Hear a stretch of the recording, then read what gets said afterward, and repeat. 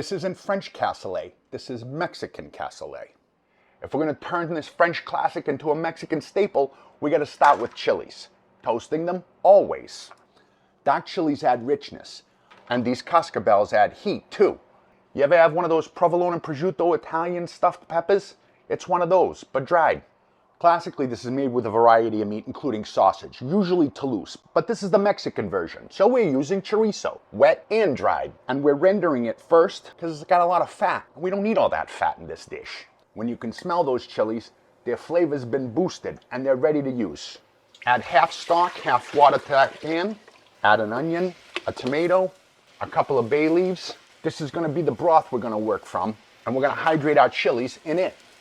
That chorizo is beautiful, and it smells amazing. More pork in the way of butt, cubed up, and for extra richness, a nice piece of chuck cubed too. That chorizo fond is gonna make this meat nice. Season it up, and add a couple of garlic cloves to infuse their flavor. Add those chilies to a blender, and add your soaked pinto beans so they can start cooking. They need a couple of bay leaves, some oregano, and of course cumino. Oh yeah. We gotta make those chilies smooth. Like that. Onions go in. We're gonna continue to build flavors.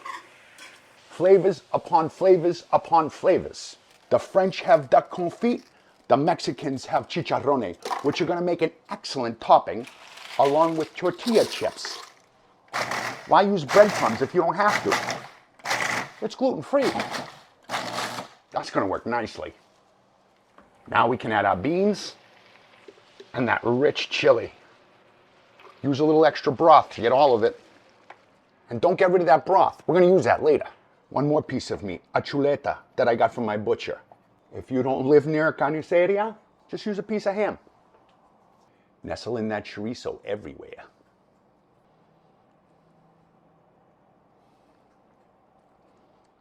Cilantro.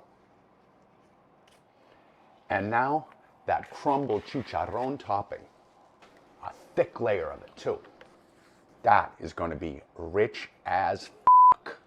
That's going into the oven at 350 for the first 45 minutes. And remember, save the rest of that broth. That smells amazing, but it's not done yet. We got to open it up and pour some more broth in there so those beans can get all happy.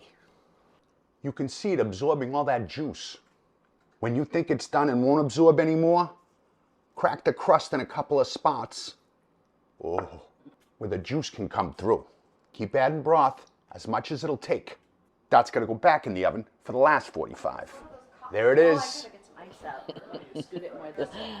It's good. It's like chili with a crispy crust. Uh-huh. The corn chip and chicharron crust. Oh. Ton of meat.